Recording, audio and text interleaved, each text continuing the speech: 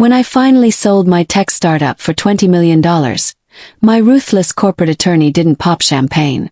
Instead, he slid a burner phone across his heavy mahogany desk, looked me dead in the eye, and delivered a warning that made my blood run completely cold. "Call your parents right now," he ordered, his voice like crushed glass. "Tell them a pending lawsuit just froze the entire acquisition, your accounts are locked, and you are completely, undeniably bankrupt." I thought he was out of his mind. I had spent my entire adult life starving for my parents' approval, bleeding myself dry to build a legacy they could finally be proud of. But Simon wasn't smiling. "If you tell them you're rich, they will smile and bleed you slowly," he warned. "But if you tell them you are destitute, they will show you exactly what they are planning to do to you." I made the call. And less than 12 hours later, a leaked screenshot from a secret family group chat proved my lawyer wasn't just smart. He was prophetic. My family wasn't planning a welcome home dinner. They were finalizing the legal paperwork to financially assassinate me. My name is Alyssa Grant. I am 32 years old, and for the last 7 years, my life has been defined by the glowing blue light of a computer monitor, cold cups of coffee, and a relentless, burning desire to prove my worth. I built a cybersecurity startup from absolutely nothing. I sacrificed my 20s, burned through friendships, skipped family holidays, and worked until my hands physically shook from exhaustion. I thought the $20 million acquisition deal signed yesterday would finally buy my peace. I thought it would finally earn me a place at my family's table, a table where I had always been the black sheep, the afterthought, the disappointment compared to my perfect golden child sister Brooke. Instead, the money bought a silence so profound it was terrifying. I sat in the back of my town car, staring at my phone as the city lights of downtown Seattle blurred past the tinted windows. I had just followed Simon's instructions. I had called my mother, my voice trembling with practiced panic, and told her the lie. "The sissy is investigating the buyer. The assets are frozen. Have nothing. I might lose my apartment." I waited for the maternal gasp. I waited for her to say, "Alyssa, honey, come home, we'll figure it out. You're safe with us." Instead, there was a pause, a long, calculating silence that stretched over the cellular connection like a taut wire. Then, her voice came through, completely devoid of warmth. "We need to talk privately. I will call you tomorrow." Blick. Not, "Are you okay?" Not, "Where are you?" Just a dial tone. 5 minutes later, a single text message arrived from my father. It didn't offer a lifeline. It read, "Don't come to the house tonight. We cannot afford to be dragged into your recklessness." Recklessness. The word tasted like ash in my mouth. They didn't even ask how the business failed or what had happened. They simply assumed I had ruined myself, because that was the narrative they had assigned to me since I was a teenager. Brooke was the success story, the beautiful real estate agent who married a wealthy doctor. I was the erratic coder who lived in a messy apartment. But what scared me wasn't their immediate rejection. It was the underlying current of preparation in their response. Simon's chilling warning echoed in the quiet luxury of the car. "The moment they think you are a liability, watch who they contact first."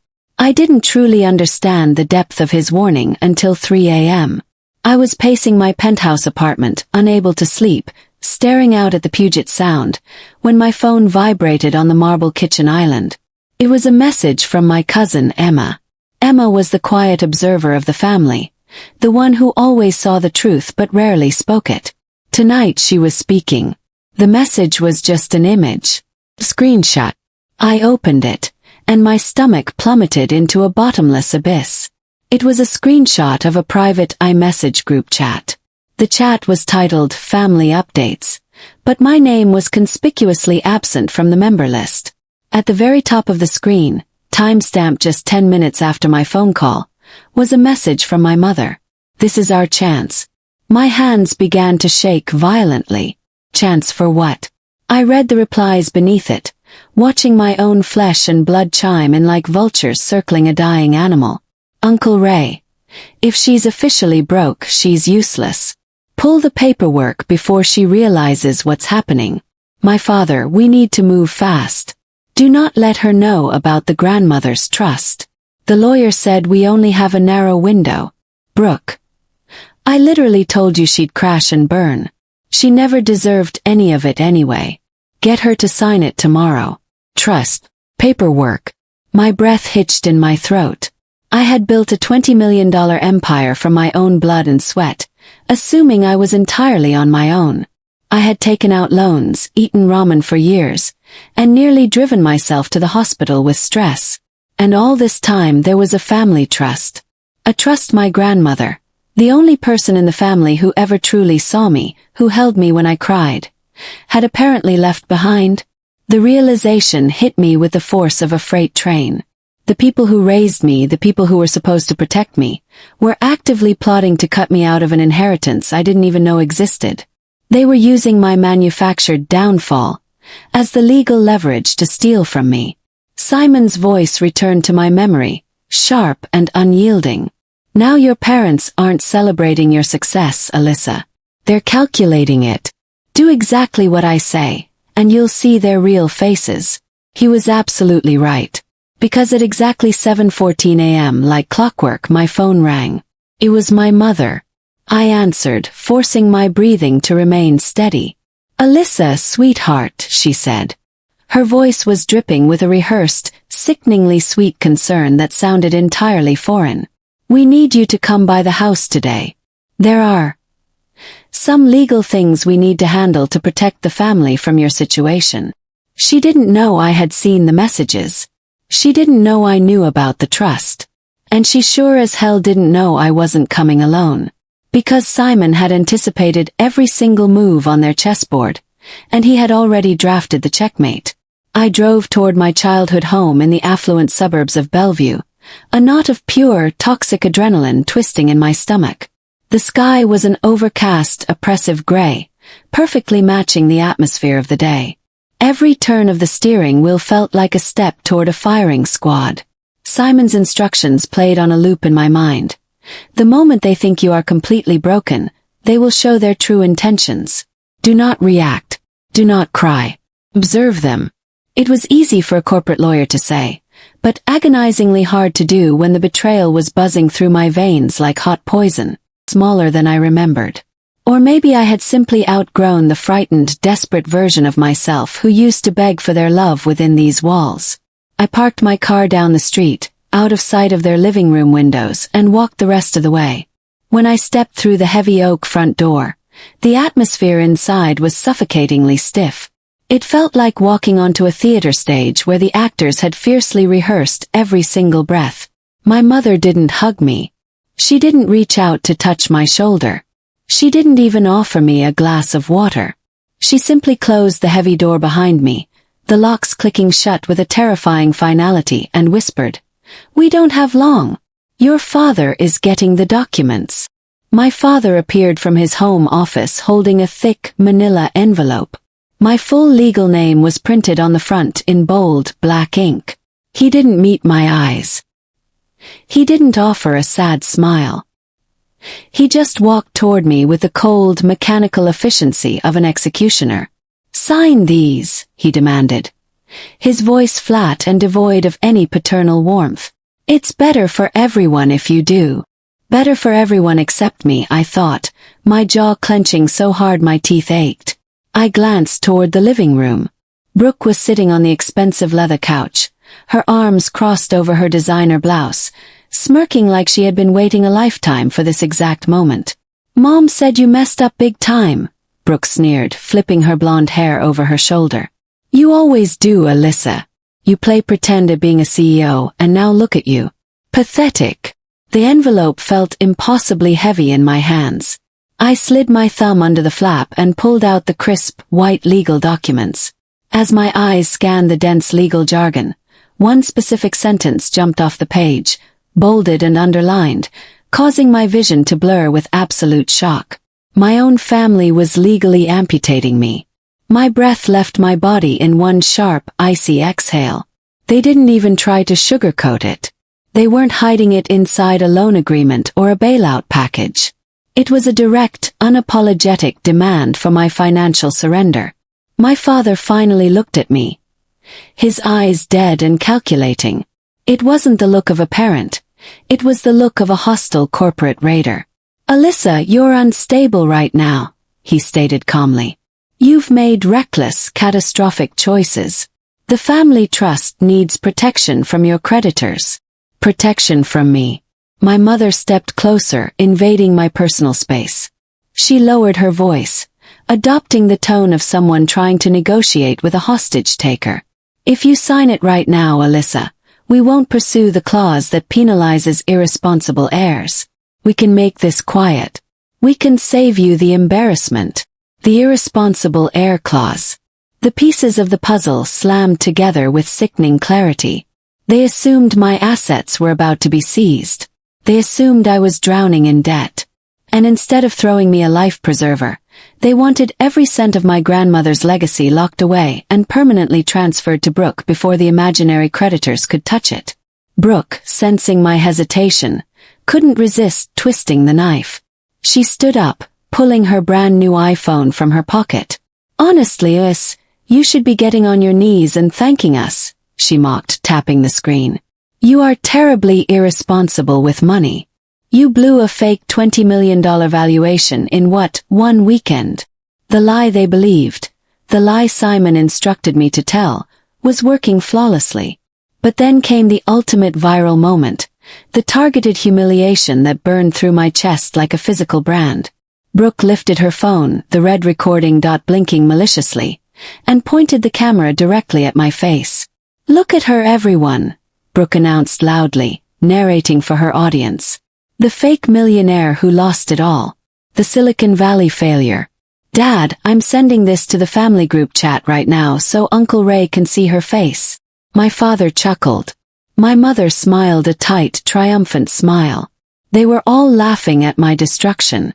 Everyone in that room was laughing. Everyone except me. Because right at that exact moment, the heavy oak front door clicked open, and the temperature in the room plummeted to absolute zero. Simon walked in. He didn't knock. He didn't introduce himself. He just stepped into the foyer like he owned the oxygen in the room. He was wearing a meticulously tailored charcoal Tom Ford suit, carrying a sleek black leather briefcase. His expression carved from absolute, unforgiving stone. The laughter died instantly. The silence that followed was so profound it was deafening. My father stiffened, his eyes darting to the stranger invading his home. My mother froze mid-smile, the cruelty draining from her face. Brooke slowly lowered her phone, suddenly unsure of the power dynamic. Simon stopped in the center of the living room, adjusting his cuffs with terrifying precision. He spoke calmly, almost politely, his voice echoing in the vaulted ceiling. "Good morning. I see you've already started the execution without me." My mother's voice trembled, betraying her sudden panic. Who are you? Why are you in my house?" Simon walked past her without breaking eye contact and set his heavy briefcase onto their pristine glass coffee table with a resounding thud. The locks clicked open like a gunshot. "I am here," Simon said smoothly, his eyes sweeping across the three of them, "because my client, Alyssa Grant, did not lose $20 million. She successfully sold her company yesterday morning. She simply followed my strict legal instruction to reveal the truth about this family's deeply fraudulent intentions." Silence. Thick, tangible, suffocating silence. My father's jaw twitched violently. The color rapidly drained from his face until he looked like a corpse. "Truth. Truth about what?" he stammered, taking a step back. Simon didn't answer immediately. He reached into his briefcase and slid a thick, bound folder across the glass table. It was 3 times the size of the pathetic envelope they had handed me. Inside were copies of unauthorized bank transfers, intercepted emails, and notarized letters, all bearing their forged signatures and timestamps. "Alyssa," Simon said, turning his head to look at me, his voice carrying the weight of a judge passing sentence.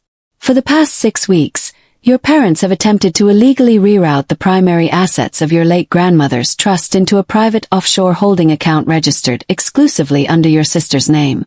If you had signed that revocation paper today, in a state of manufactured duress, everything your grandmother spent her life building would have been permanently transferred out of your reach. It is textbook wire fraud, and it is a federal crime. My mother gasped, clutching her chest, her face turning a ghastly shade of pale. That's a lie. That's taken completely out of context, she shrieked, looking wildly at my father for support. Oh! Simon tilted his head, a predatory smirk playing on his lips. The specific clause you mentioned 5 minutes ago, Mrs. Grant, the one penalizing irresponsible heirs? I am the managing partner of the firm that drafted your mother-in-law's trust. I wrote that clause. And it does not apply to financially troubled beneficiaries. It applies exclusively to fraudulent acting trustees. Brooke swallowed so hard I heard it across the room. The smug superiority melted off her face, replaced by absolute, unadulterated terror. The phone slipped from her hand and clattered onto the hardwood floor. The pain in my chest, the agonizing ache of a daughter realizing she was unloved, suddenly evaporated. The pain turned to absolute clarity, and that clarity solidified into unbreakable resolve. My revenge was not going to be loud. I wasn't going to scream or throw things. It was going to be legal, it was going to be precise, and it was going to be surgical. Simon looked at me and gave a single, subtle nod. My cue to begin the slaughter. I took a slow, deep breath, the kind of breath that steadies a trembling soul right before the guillotine blade drops. My parents watched me like cornered animals. They were angry, they were frightened, and they were calculating. They still foolishly believed they could manipulate their way out of this room. They couldn't. I picked up the unsigned envelope they had tried to force on me, ripped it precisely in half, and let the pieces flutter onto the coffee table. No, I said softly, my voice laced with venom. I won't be signing anything today. You will. Brooke scoffed, a desperate, hysterical sound. You can't force us to do anything. You're psychotic. Simon raised a single hand, silencing her. Actually, she can. From his briefcase, he pulled out a new, pristine set of documents. They were clean, crisp, and completely devastating. He laid 3 heavy, gold-plated pens beside them. Here, Simon addressed my parents, tapping the paperwork, is the formal, irrevocable resignation of your trustee rights. Effective immediately. You will surrender all administrative power over the accounts. Failure to sign these documents within the next 60 seconds will trigger an immediate forensic court audit of every single account you have touched, drained, or mismanaged in the last 15 years. And based on what I've already uncovered, that audit ends with both of you wearing federal handcuffs. My father's face twisted into a mask of pure, ugly rage. The facade of the respectable patriarch shattered. You wouldn't dare do this to your own flesh and blood, he growled, taking a threatening step toward Simon. Try me, Simon replied, entirely unblinking. His posture relaxed but lethal. I watched them crumble. It was a fascinating psychological collapse. First came the denial, then the blinding anger, then the paralyzing fear, and finally, the crushing realization that they were permanently trapped by the architecture of their own greed. My mother's hands shook violently as she looked down at the paperwork. The reality of a federal prison sentence loomed over her pristine suburban life. Alyssa, please, she begged, tears spilling over her mascara. We were only trying to protect the family. We thought you were in trouble. You were trying to steal from me, I cut in, my voice slicing through her lies like a scalpel. You brought me here to humiliate me. You brought me here to record me breaking so you could laugh about it with Uncle Ray. Do not insult my intelligence by calling it protection. Brooke pushed forward, her face flushed with panic. The reality of her own financial ruin was setting in. Alyssa, you can't take everything from us. You have $20 million. You don't need the trust. I turned to my sister slowly, looking her up and down with absolute disgust. I'm not taking everything, Brooke, I said coldly. I'm just taking everything that was never yours to begin with. The room fell completely silent. The only sound was the heavy, ragged breathing of my parents. Defeated, utterly broken, my father reached for the gold pen. My mother followed suit, sobbing quietly into her hand. And that was when Simon stepped back, leaned close to my ear, and murmured a phrase that made my heart skip a beat. "Alyssa, brace yourself. We are not done. There is one last thing you haven't seen yet." My father slammed the pen down violently after signing his name, glaring at me with a hatred I hadn't seen since childhood. "You think you're punishing us," he spat, his voice shaking with venom. "You are destroying this family. You are tearing us apart over money." I didn't flinch. I stood my ground, staring directly into his hollow eyes. "I didn't destroy this family. You destroyed it the exact moment my money mattered more to you than your daughter's life." Brooke stepped between us, desperation cracking her voice into a pathetic whine.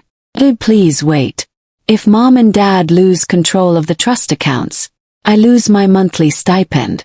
My condo mortgage is tied to that. My car lease. I can't afford my life without it." There it was. The absolute, unvarnished truth finally spoken out loud. It wasn't about love. It wasn't about loyalty. It was about parasitical dependence. Brooke was a phantom success, funded entirely by stolen legacy money. Simon crossed his arms, staring down at my sister. "You all should be aware that as of the signing of these documents, Alyssa is now the sole, undisputed trustee of the estate. Any and all discretionary payouts, stipends, or allowances will be her decision alone. I advise you to update your resumes." My family's faces drained simultaneously. It was almost theatrical. My mother lunged forward, grabbing my wrist with her manicured nails, genuine terror trembling in her voice. "Alyssa, no. We raised you. We gave you a roof over your head. We gave you everything." I looked down at her hand, feeling absolutely nothing, and gently pulled my arm free. "You gave me life, Mother. You didn't give me love, you didn't give me respect, and you definitely never gave me loyalty." My father tried one last, desperate tactic. He tried to threaten the unthreatenable. "If you walk out that door with those papers, Alyssa, you will regret it for the rest of your miserable life. Money cannot replace family." I met his eyes, my gaze steady, cold, and entirely unbroken. "Neither can betrayal."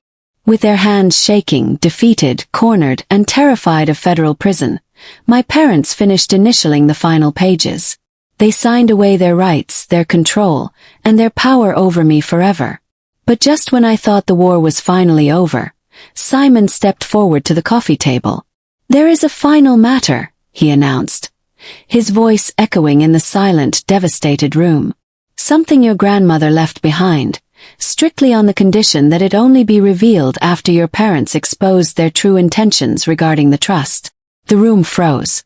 A final secret, buried for years, waiting to surface. Simon reached into the hidden compartment of his briefcase and pulled out a small, heavy velvet envelope. It was aged ivory-colored, and sealed with deep red wax stamped with my grandmother's initials. My heartbeat stumbled. "This," Simon said softly, handing it directly to me, "was entrusted to me personally by your grandmother shortly before she passed. It is for your eyes only." My mother lunged forward instinctively, her greed overriding her fear. "No, that's my mother-in-law's property. She doesn't need to see that."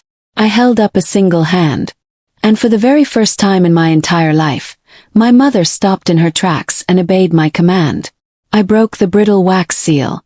Inside was a handwritten letter on thick parchment, and a single heavy antique brass key. I unfolded the letter. My grandmother's familiar, looping script felt like a warm hand resting on my shoulder, a ghost reaching through time to protect me one last time. "My dearest Alyssa, I always knew your true strength would come from surviving what the people in this room tried to break in you. I saw their greed long before you were old enough to understand it. Everything I built in the trust is yours now, safely guarded by Simon. But this key is the real legacy." Beneath the letter was a second, heavily notarized legal document. It was a set of property deeds. Deeds to a sprawling private 500-acre estate in Vermont, completely hidden from public record, and entirely shielded from the trust itself. An estate worth nearly triple the value of the liquid assets they had just tried to steal. My grandmother had known. She had seen this exact betrayal coming years before I ever could, and she had built a fortress for me. My father strained his neck, trying to read the letterhead from afar. His voice cracked with disbelief and envy. My mother. She left that to you? Not to us. I looked up from the letter. For the first time I felt absolutely nothing toward the three people standing in front of me. The anger had burned out. The sadness had evaporated. There was just an infinite, unbridgeable distance. They were strangers. Pathetic, greedy strangers. I carefully folded the letter, slipped the heavy brass key into my coat pocket, and stood up straight. This family ended itself, I said quietly, the finality of the words ringing in the air. I'm just walking away from the ruins. I turned my back on them and walked toward the door. I didn't look back when my mother started sobbing. I didn't look back when Brooke screamed my name.